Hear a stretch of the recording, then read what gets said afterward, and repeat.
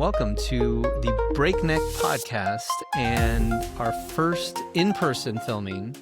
Correct. And for those of you who are not from the East Bay, we are in beautiful Berkeley, California, right on the corner of Oxford and University, where the Helen Diller Anchor House for transfer students being built in a giant hole behind us, which as a Berkeley alum... As two Berkeley alums. You went to Berkeley when? Yeah. Haas. You went to Haas. Okay. There you go. Oh, it doesn't count? No, I mean, it's... Okay. I didn't know. You just gave me a look. What year did you graduate? 2008, but I finished early. 2007 actually is when I finished. Okay. Because I wanted to start a business. There you go. I think I'd known that about you. I just didn't keep Yeah, it's been a little while. Yeah. Well, Ian lives right down the road. And so I'm in Berkeley, and we said, let's do it in person. And then you found this WeWork. Yeah. Which has, I mean, if I want to point out some of the scenery, we got the Campanile right there. We got the Advanced Light Source up on the hill. We got the Lawrence Hall of Science where I used to work. So it is a very nostalgic episode. It is. Of the Breakneck Podcast. You were just waxing lyrical about hippies and how much you love them. So it's good to be back. Huh? That's what I was saying about the hippies. I love them. I enjoyed all of their antics, stopping housing, but they are too old to, and they've been defeated. We are building huge amounts of housing in Berkeley, which is astounding. I went past People Park last night, and it looked like some kind of post-apocalyptic survivors shelter where they're keeping out zombies. And they're building two gigantic buildings in it. Berkeley eventually gets there. When I was at Haas, there was people living in the trees across the street for many of the years that I was there. So we're talking about the rise of agentic commerce. And so I think just to define what we mean by that would be a very good start. So why don't you take it away?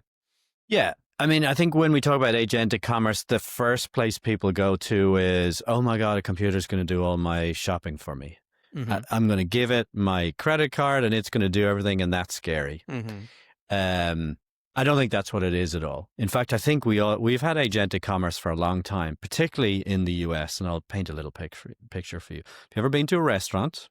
Many of us have. If you've ever paid for the meal in the US, you've probably handed your card to a human agent who has then disappeared, gone somewhere with your card, and returned with a receipt which you sign.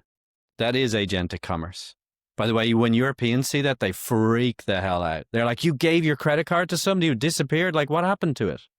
So that is agentic commerce, right? We have a person that we trust who is actually executing a part of the transaction for us. So where we have trust in that in the US, we believe it to work a lot. We have rules and guidelines when it goes sideways. Really what we're talking about is probably initially cherry picking parts of the commercial purchasing transaction and having agents do that for us. Yeah. I'll give a different example. Claire was not so happy with how I was dressed.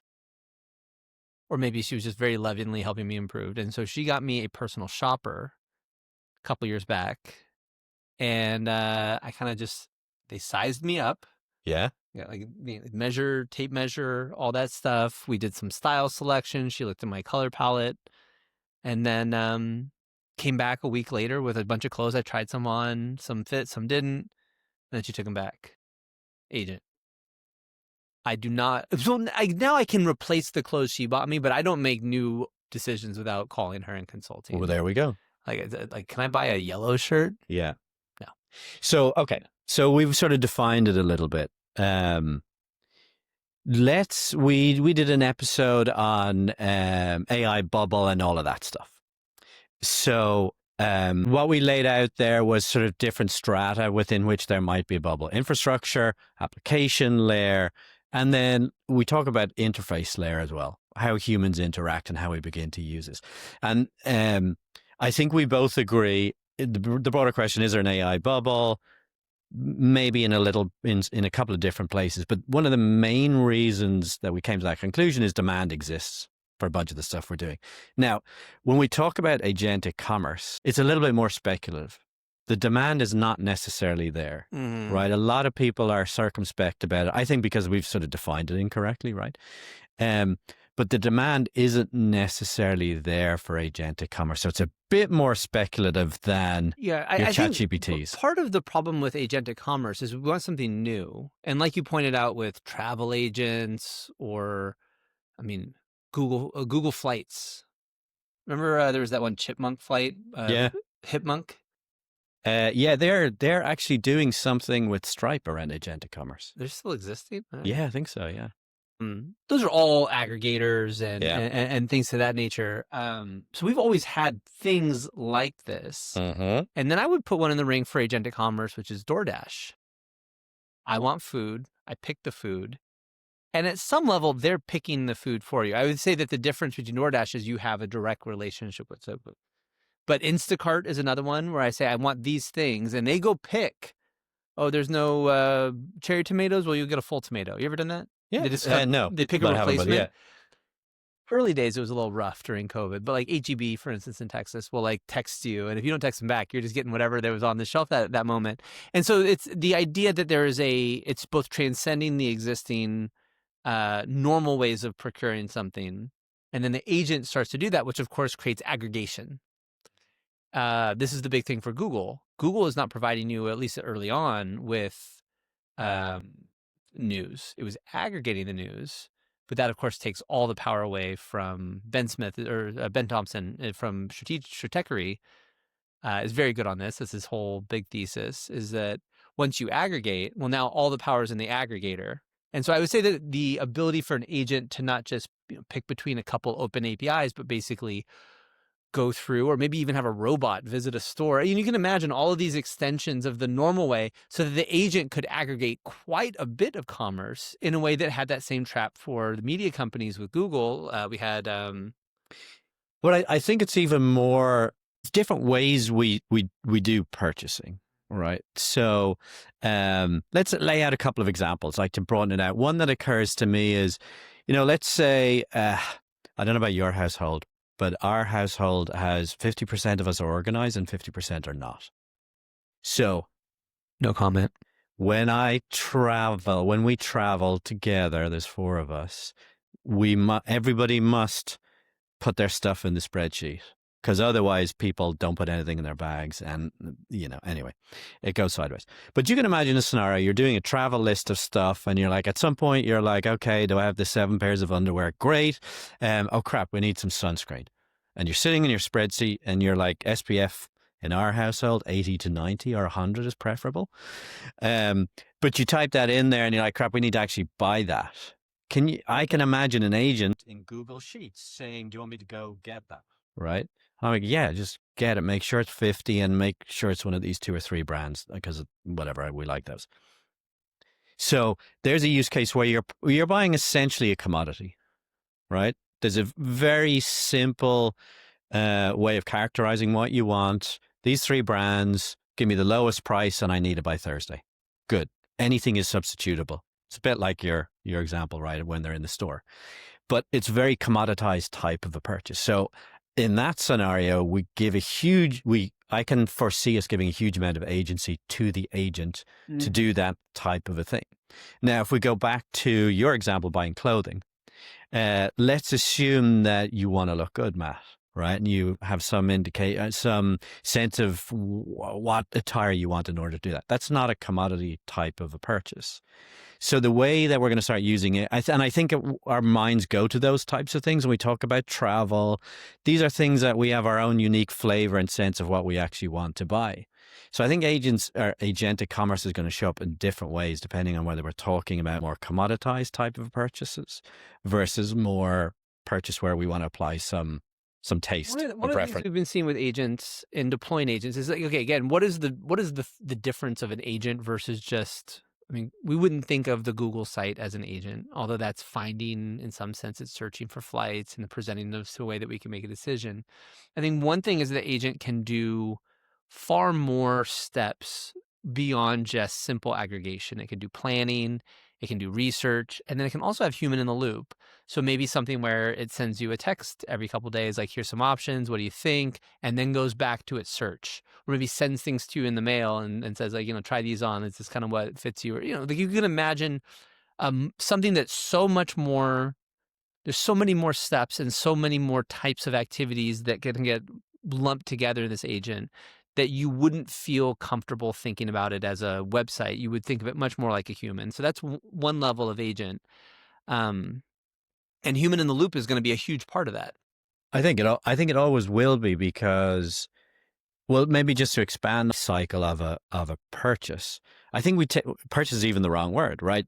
It starts with, oh, I'd like to get a new sweater, right? So there's some element of what is it you want to purchase. There's discovery, there's refining that understanding of what you want to purchase, and ultimately that gets to checkout, and behind that there's a bunch of authentication and authorization for a bunch of things. There's refunds, there's delivery. So that's that full cycle.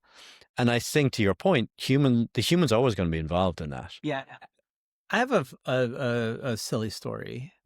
You talked about commodities, but what about things like art? So once Claire asked me to get her some art for our apartment when we were living in Guadalajara. That is not a capability. So I'm an analytical person by nature, and then I'm supposed to make a purely aesthetic decision. It's horrible. That's why I sit back. I'm like, well, I don't know anything about art. I should just go visit some artists. Because you're in Mexico too. In Mexico, you just have like a much broader thinking about the world, right? In the US, I would go to like art.com and then like browse and then pick. And that's horrible, right? And then you just feel like you've been pinned into a little box. And I said, no, I'm going to go visit some artists. And so I met a few people, friends who had art friends, and I went and visited some studios. And then I'm like, well, this is good, but like, what if other people wanted to buy art too? And so I ended up financing a major art show in Guadalajara. And then since I had paid for the whole art show, I got some art in kind. So I never ended up actually buying the art. I paid for an art show, and as compensation for paying for the art show, I got some free art at the end, which we still have in our house, and it's fantastic. The point of that story is that was an absurdly, like, I think I was on a sabbatical or something. I had some extra time, obviously. But if we had that level of agent where it could go and read books and, it's like, if you had 100 hours to pick your sweater, what would you do? And that's something that we've never really had before. What if we put an absurd amount of effort into every single purchase we made? And it's going to be things like sourcing things, learning stories, finding like unique items, like learning about your history. I bought a shirt at a concert, which I hadn't done since I was a teenager. Oh, it's like my favorite shirt now. So it's like, can we go deeper and spend more and do more in the way we purchase things? Yeah, I mean, there's joy in shopping, right? It's not just the transaction. It's the journey, unless it's the commodity. Unless it's a sunscreen, I'm like, crap, I want to spend as little time as possible. Like, I don't like shopping, but I do like going on these. Like, you ever heard of yak shaving? No, this is a weird story, not the other one. Keep going. Well, so the yak shaving, this is probably an apocryphal story, but it's an old coding thing where you want to get some item, and you go through all these steps that each kind of take you a little bit further away from what you were supposed to do, until at the end of the story, you're sitting in the backyard shaving a yak so that you can get the yak hair, so that you can go do this thing, so that you can get this. So it's like, in software development, it's like, oh, could you go implement this button? And then, the software engineer gets it and it's like, well, yeah, but this React component really needs to be improved. And they do that, and they're like, oh man, our overall React security posture is kind of bad. And at the end, they're writing code on bare metal, and they've rewritten 6 open source repositories to implement the button. And it's like, could you just implement the button? Like, you're a product manager, you know about this. Well, this happens in households as well. This is what the time we got new blinds in our house, and my wife said, well, now I need to paint the walls because they don't match the blinds. And then we had to get a new deck outside the house. And then the outside of the house wasn't right. And then, so yeah, I get you. And so it's like, how is it different than just going to Amazon and buying the first Amazon recommended? That's how I shop for most items now. This has 4.7 stars, Amazon bestseller. Yeah, sure, whatever. Hit me. It comes a couple days later. I'm basically happy. Can we enter the expressive creative era where we invest 100 times more effort into each of the items we select? We might. I don't know that there's, is there the appetite for that? Am I thinking about it wrong? I don't know if I think people love shopping. They love having stories about what they've done. I don't know. I'm spitballing here. Who knows? I have another example of agents and the impact for companies, and maybe something a little bit more predictable, which is when you talked about agentic purchasing. I think my wires are crossed this week because I'm like, oh yeah, that's just like what Facebook or Meta was talking about this week. And the question is, who has the most to gain from improving the experience of purchasing something? And if you've ever tried to buy Instagram ads or Facebook ads, it's hard. I went through and I was doing testing and looking for, and I'm not, the kind of product I sell is not the most Instagrammable. But, I was looking at these things and looking at their APIs. And one thing that the Meta people said is that already they can just have someone describe what they want to happen, the type of user who's going to buy all of this. And one of the big applications they're working on for AI at Meta is to make it so that you can just go talk to this agent at Meta and it will run ad campaigns for you. I'm assuming at some point generating the videos and content, you give it 6 hours of videos like we're doing now. And you see that with Notebook LLM, which we talked about last week. It's just like you just talk to it and it creates content and it would find users and it would run those campaigns. And I think at the beginning of the year, my end of year test for this year of whether it was really the year of agents, and the year of agents started when we did our first podcast, and now we're almost at the end. And it was, will you give an agent a budget and say, help me reach a goal? Not, will you go find an item for me, but I have a goal.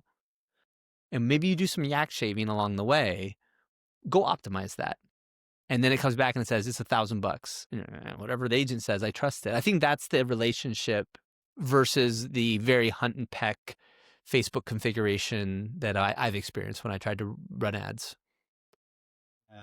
It feels like you're conflating two things. You're conflating the merchant side and the customer side in that a little bit. Well, yes, I'm particularly talking about the experience of someone who wants to procure Facebook ads. Oh, right. As a purchaser. Of Facebook but guess ads. what? What if Facebook got really good at that? Yeah. Well, now they can flip it around. And instead of telling Facebook, I want to purchase that thing you showed me, you could start talking to a Facebook agent, and the same software and network of vendors could flip it around. And if you've ever used Facebook Marketplace, Facebook's good at that. Yeah. Well, I think it's sort of the elephant in the room about all of this is, are we going to go to somebody's website to look at this product? Are we going to look at the ads in the first place? We're going to sit in Perplexity or ChatGPT and be like, hey, I'm thinking about buying this thing. Let's start talking about it. And at some point in time, it's going to do some research for you and it's going to present something to you. And you're like, yeah, that's it. Go for it. Thank you. $25, whatever. I'm all done. And so we're seeing Amazon's got a really interesting posture on this.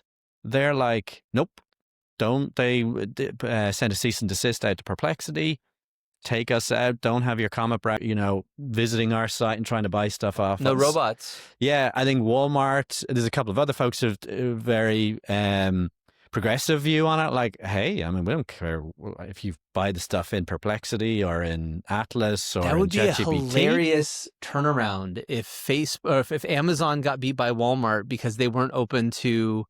Because if you remember, Web 2.0 was a creation of Jeff Bezos. Now, he had heard about it before, but the instigating factor for a transformation of Amazon that included the creation of AWS was Web 2.0 and the idea that anybody could access anything via API. And so you could have an API that would refer users to Amazon. You can have an API that would help purchase. You can have click to purchase, on all that stuff. And then as a result, they had what if we wanted to buy servers? You should be able to do that via API. And that was the generation of AWS, roughly. And now they got such a good thing. They want to build an ad infrastructure and they're selling huge amounts of ads. But ads are a failure of commerce. If you're someone like AWS, why would someone display ads, pay to display ads? That's breaking your algorithm. And suddenly Amazon has a perverse incentive that the better it gets at providing you exactly with what you'd want, the less ad revenue it's going to get. 100%. And I think that's more broadly that the thing that we as consumers are not interested in, for the most part, is advertising. That's the whole appeal of going to a browser or whatever the UI is to say, hey, help me buy this thing. Can you do the work to work out can you go read the bloody website? I don't want to get involved in that. And that, in some sense, is why OpenAI has been phenomenal, because they haven't injected advertising. So you're drawing us in there to kind of purchase that way. And I think we can debate on the time frame as to when it kind of goes mainstream, but it's going to happen. It's so compelling until, assuming they don't inject advertising in there, we're going to want to purchase stuff that way. And we're going to want to purchase stuff in situ, in context. Like maybe I'm writing some code and I'm like, oh, we need to do text messaging. Can you just go and purchase me? This is actually really interesting, kind of a freemium account for Twilio. I don't want to have to go there and copy and paste API key. So that's just like, take that, add that onto the spreadsheet example I gave earlier, where like, I'm here doing my thing. If you can take this pain of having to jump across to Amazon and order stuff and like do that shit for me, that's absent of any advertising. It's in situ. It's sort of instant gratification. It gets that's where I don't want to be doing purchasing. So like, to go back to Amazon, if you're not going to play that game, if you're not going to open up an API or an MCP type of endpoints to allow Google, purchase this stuff, I think you're going to lose out in a big way. Or you just wait a little bit and then at the last minute switch over and you're fine. And Bezos does talk a lot about, and it's probably like the Amazon culture, there's things that you can immediately undo and there's things that you can't immediately undo. And then once you let agents into your henhouse, that might be something you can't ever undo. They start to learn enough about user intent. And that's the gold at Amazon, is user intent. Like, what are people purchasing is a big secret. And they're very careful about that data. And I think that's one of the reasons they want to pull people away from using Google as a front end for Amazon and instead do things like Amazon Prime and have more reasons that they have a direct relationship with user, like all of the Fire Sticks and Fire Phone and Alexa and all that stuff. Alexa, I think, if it ultimately would be a much better solution which is, don't use some other agent, use our agent and stay vertically integrated so that no one else knows the intent of what you're purchasing or the decisions you're in. Gotcha. Ultimately. And for the consumer, that's great. It's in situ. It's in the moment. I'm walking through the kitchen and I'm like, milk. My daughter knows how to make Alexa play a bunch of songs that she probably shouldn't be listening to, and I have failures as a parent, but she's like, Alexa, play Bubble Butt, and which was Will Pryor introduced me to that song a long time ago. Yeah, I would say that, like, there's two aspects of advertising. It's funny that we got back to advertising when we were talking about, because advertising is a means of doing two things, and I think it's worth looking at two things. One, it is helping you find the best product when you have an intent. But perhaps the more important and resilient part of advertising is helping you build the desire to have something at all. And I think both are very valuable. There might be a new drug that cures a disease that you didn't even know you had. Well, here's a trend. So I tend to think of that as kind of brand building, right? So it's different than brand building. It's creating the understanding that maybe something that someone had no idea was possible and they took out of their head. And this is important for me. And it's not just like, hey, try Coke heroin or whatever, like some highly addictive substance, but you have Kalshi and all of these gambling sites that like, get addicted to gambling. So there's that, which is kind of nasty. But would you agree it's building awareness? It's building awareness that there is a solution to your problem of boredom, which is called getting addicted to gambling. So advertising is inefficient and I think ineffective now to build awareness. And you see that because we're all like, get rid of the ad blockers, but I'll watch this content from two AI founders on YouTube and so you're building so now we have to build authority. We've got to there's other channels, I suppose, other than advertising to build that awareness that are becoming more effective. Yeah, and I think it's the job, like a potential job of the agent, to go back to this kind of like storytelling, yak shaving, kind of crazy, like throw an art show. Like, is the agent's job is not to buy you something. It is to make you a more effective consumer on your own terms, maybe. That's super interesting, because if you I was going to ask you the question, like, what happens to that brand building stuff if advertising is ineffective and whatever? And what you're sort of leading me towards is a world, you kind of alluded to it earlier, where let's say you were going to buy that art and you're like, hey, my wife wants me to add some art, buy some art. And it's like, oh, Matt, you don't buy a lot of art, but let's have a conversation about it. I'm not going to purchase anything for you yet. You're going to be watching some YouTube videos I found. Yeah, I'm going to give you some stuff. And by the way, here's some thought starters for you. You really like these things or these colors or that aesthetic or these stories. And here's 3 brands that kind of align with that narrative. And I found some podcasts from their founders or whatever. Have a listen to those. Let's get going. Like, I think now, but if you're, Amazon's not a great example. Can we pick another brand that's a little bit less of a purveyor of commodities and a little bit more like clothing is probably. Clothing's a good, so example, just from my own life, when I was maybe like 21, 22, maybe a little, I was 25, maybe that age, right? I had bought this, I was 2003. I remember exactly when I bought this shirt.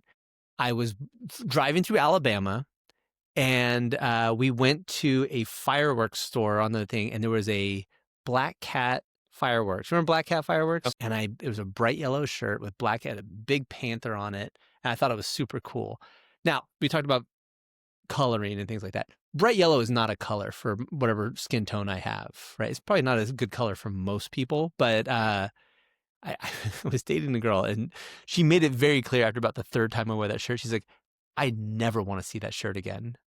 And so I thought I'm proud of myself. I didn't wear that shirt around her. I didn't throw it out, but I didn't wear it around her ever again. And you go through life, and then you get a personal shopper when you're 20 years older, and you're just kind of like, oh, I could have been looking like this the whole time. So it's like, for young guys, just like, hey, we sized you up. You gotta learn to dance. We're gonna get you in a dance class. We're gonna throw out a lot of your clothes. Just be honest. I've been watching on the webcam. Every day you kind of show me what you're wearing in the webcam. And we're going to get you in a gym. We're going to get you in a gym. Those 3 things combined. Yeah. We're also going to get you a haircut too. That's my recommendation. That's what I might want from an agent, is we start abstracting away from the idea of even purchasing at all. And instead, like, hey, maybe we're going to make it so that you're not a goober anymore. Like one of those 90s movies where the girl takes off her glasses and gets a blowout and wears makeup, and then suddenly she's from nerd to the prom queen. Yeah, she's all that. Okay. So let's get back to if you're selling commodities, and I'm going to put Amazon in there for a second. There's got to be a lot of pressure to make sure you're at the point of when somebody says, oh crap, I need that sunscreen, that you're right there and you're the option to do it. And you're saying that they can make the decision a little bit later. You're probably right. But then you're going to have brands where the brand narrative and the positioning, the imagery, and all of that is important in conveying to you why you should, purchase their stuff. Not just purchase their stuff. That's so a lifestyle. It's a lifestyle, yeah. Right?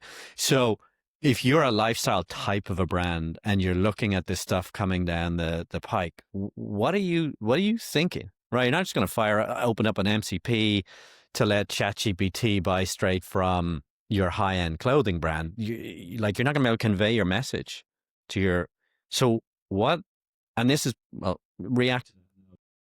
We worked on a project with Nike it was before COVID, so however many 10 years ago. Like, we just worked on that 9 years ago.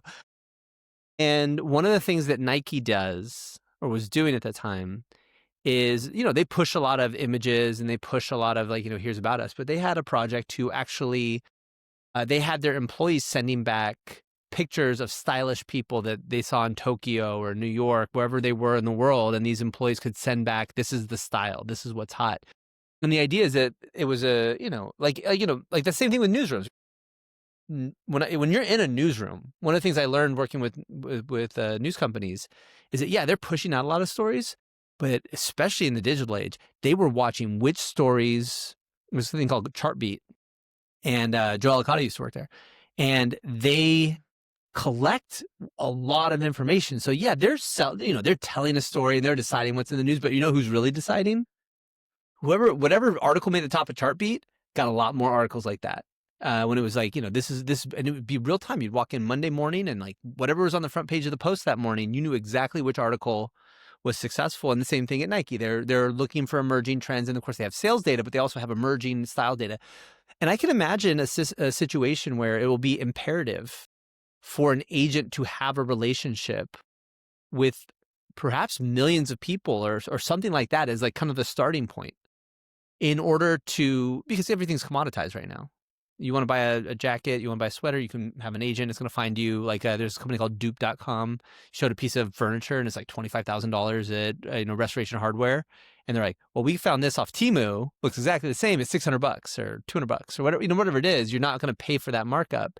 And so for these luxury brands to, maybe like LVMH has enough brand staying, but if you're like Balenciaga and your whole thing is staying ahead of the trends, I can imagine a very weird world where people kind of like join these cults with brands, or at least from an old guy's perspective, and they'll be interacting and feeding back culture into these things. I mean, you can imagine something pretty weird like that, because I think the main point here is like the agent's not just going to be giving you information or doing things on your behalf. It's going to be a two-way street of learning what you want, suggesting new things that you want, communicating what other people like you are starting to want, what the influencer wants, exposing you to those influencers in order to front run you so they can produce the brand and then expose you to the brand. It's like all of that. I can imagine a world where an agent, again, a commerce agent in agentic commerce is tied into the right places to understand when that drop is going to happen and has access to, because it's the chosen agent, 5 agents by Nike, right? Who are like, yeah, this is when they call our MCP, we respond and we tell them what's going to happen, right? And so, or it might be a human being who's using the agent to facilitate all of the coordination necessary to be that person. It could be, but when you get to the premium brands, scarcity is a big part of it now. And so I can see an agent, and they're probably not going to be called a shopping agent or anything as crude as that, be more like a culture agent or something of that nature. But ultimately, he's getting you access to an understanding of like, oh, what's hot in Japan For right instance, now? Like you have, how do you how you purchase it? You've seen Mr. Beast, right? Everyone's familiar with Mr. Beast. He's like has big Netflix endorsements and stuff. And he got in trouble earlier this year, maybe last year, for building a tool that makes the fake AI YouTube placeholders. So when you go to a video before you start it, the thumbnails, and they all have like a weird face on, and they look like idiots, and there's some weird thing happening in the background. And his point was like, look, there's an art to this. If you want to have more views, we've trained this thing on the techniques that get the most clicks. We know what those are. We're very good at it. We do this all the time. And so they released it, and it would create this AI slop thumbnail for you. So I can imagine a person like that saying, okay, this is Mr. Beast AI. And, maybe not the discerning, hype beast or Balenciaga buyer, but 13-year-olds like making decisions about what they want for Christmas and all of these things. It's like Mr. Beast could have a personal one-on-one. It could be Mr. Beast's face talking in an AI voice and saying, oh my God, this is the coolest thing. This is what you should want. Imagine how would you stop that? You mean somebody doing that, purporting to be him? No, Mr. Beast actually releasing his own AI and having direct relationship with thousands of children. And we've been thinking about these buyers going to the agent and then the agent helping them. But I think if you think about the average consumer, the much more likely thing is the agent will come to you, offer you some entertainment value, and then convince you to make purchases. And then once it's got your credit card, then you're off to the races. The credit card aside, essentially that model, I like it in the sense of I agree with it. That's what Mr. Beast does already. You start out generating this content and then you build these products. Feastables. There you go. It totally makes sense. So, okay, Matt, we've talked about the full expanse of the sort of shopping and purchase life cycle all the way out, starting with the influence and all the rest. predictions for us here. Who's going to be the winners and losers, and pick a time frame if you want. So the article I saw this week, obviously Google has a lot to gain from releasing agents, but it has a much harder road, I think, in the way people purchase things on Google, which is the 10 links. So it's adding AI mode, adding purchasing and pushing that to be a much more, that experience to be just a much better version of 10 links, so that you would have links and you would click and then it could record that we sent you to that site. I think there's a path forward for Google there. They're clearly on it. Facebook with Instagram and, my Facebook Marketplace and that's very compelling. You don't have to show off the craziest, best AI or have the best base model. You just have to have all of those pieces in place to execute on what we talked about, which is both media, building relationships, suggesting purchases, reacting to what they're actually purchasing, and having all of those pieces around the table. Meta is very well positioned to do that. And it isn't as cool as Nano Banana, but it's a very fast path to monetization that they're working on. And then AWS, of course, like we talked about, is actually looks like a laggard here, which is the opposite of what they were in the Web 2.0. So it's like, I think those are predictable. How is the interface? And then, of course, this week, on a topical level, Sam Altman issued an internal note that said they're on code red and they're actually stopping their ad monetization efforts because all of the OpenAI, someone showed a stock chart. It was Google versus the OpenAI verse, which is NVIDIA, Microsoft, all these things that are in the OpenAI. And, Google's using their own TPUs instead of GPUs. They're still using a lot of NVIDIA GPUs, but they also have this secondary option, which nobody else has, right? And so they showed in the day that Gemini 3 came out, those two graphs just diverged. And like you could probably go calculate the enterprise value of Google having a slightly better model now than anybody else has really put a depressing, probably on the order of $500 billion or $1 trillion of depressing effect on this asset class. Sam Altman has to go back and just keep up with models. You would expect OpenAI to have a lead here, but now they're stopping the very initiatives which would get them into the monetization perspective that we just talked about. That might actually help them in this agentic commerce, though, because I think as soon as you add in the advertising, forget about the revenue for a second, I think it's going to upset the dynamic and the appeal. I would say that, to answer my own questions, I think the picks and shovel purveyors are going to win. I think you haven't talked about Stripe, Visa, MasterCard, potentially PayPal as well. Maybe not, I don't know. But those guys actually doing the payments. And really, when you think all of them, I would Shopify. Yeah, I suppose Shopify is a bit further out, but a bit closer to the consumer.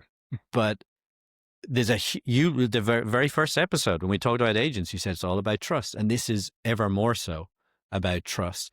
And these guys are purveyors of trust. So there's competing protocols, as I understand it, in there. So let's see who wins out in terms of that. But I think the demand will materialize. The shape of that demand's a little bit hard to say. We had some great ideas today. I think I'd be looking at those guys. The infrastructure guys will definitely win. And I would say in 18 months' time, you're going to start seeing real revenue from agentic commerce from those guys. And then probably the one or two Mr. Beasts of the world who have first mover advantage and just happen to get it right. Yeah, like remember that company Machinima? There was these early kind of media companies that took these internet trends and were able to kind of bootstrap themselves into providing like kind of a very specialized infrastructure and set. I can imagine that going out, and that's why I brought up Shopify, is that if I need to be in the game with an agent, what I'd probably want to do is join an agent collective, because it doesn't make sense for me to invest $3 or $4 million on building an agent. But if some agent already is kind of like like Instagram for agents, and that just assumes that these agents are going to be frequently used, because once they're frequently used, you get these aggregation effects, which I don't want to talk to 50 agents and I can't keep track of that. I just want my fashion agent. I want my media agent. It's going to tell me which movies to watch and give me recommendations and maybe make purchases for me if I say, I want to watch this movie tonight, and then it goes and does it, or like what Claire and I want to watch. I'm making Claire a character in this episode yeah, but I think keeping track of all these agents, you're not going to have one agent per brand. That doesn't make any sense. And so that seems like for the high end. Maybe for Iman. You kind of convinced me of this, right? There's not going to be a Chiclets agent who's going to help you with your gum making decisions, right? Like there's going to be. I mean, it might all be the same agent, right? It might be a wrap around an agent, like talk this way, and here's the data set. You've built trust with. It has your data. You are confident that it's going to make good purchase on your behalf, because that's the whole thing. If you're gonna give you're gonna make decisions because the computer told you, or you're gonna get the computer go make purchase on your behalf. And there's all these. Remember the trunk clubs? There was these. There was a bunch of startups, maybe 8, 9 years ago, that would learn your sizes and they would just send you clothes every month. Which is way too much clothes for me, by the way. And they would send me with duplicates, and you couldn't do returns. And so they all basically went out of business. I don't think it was, the economics were real marginal. Stitch Fix was a big one. They just screwed up. When I knew it was over for them, is they screwed up a return. I said, like, no, this isn't what I wanted. Send it back. And then it just got lost in translation. They charged me for it. I was like, that's it. And they went out of business. I mean, they were on the decline by then. But yeah, I think there's all these prototypes. You could bring back like some of those. But I think the aggregation point is it's probably going to be Google having an agent, and they already have the whole network of everybody, but maybe there's an opportunity for a startup to sneak in there, and there will be, just because of changing user behavior. Yeah, and that's Shopify versus Amazon is a good example. Amazon had all these services, but a lot of people want independence, so there was an opportunity for Shopify to sneak in.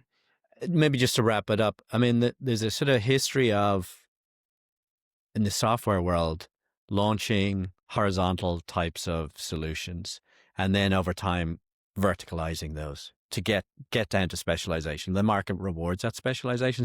Yeah, and I'm sure Amazon would hope that Alexa becomes the agent, and that's why they've invested $20-30 billion in that ecosystem. All right, well, it's been fun to do. I keep looking at the camera like a noob. What are we going to do next, Matt? Once we click stop here, possibly. Yeah, I think that's okay. That's all right. The next. Feels move. like the right thing to do. I think we got it. Yeah. Okay. All right, folks. Thank you. See you, everybody.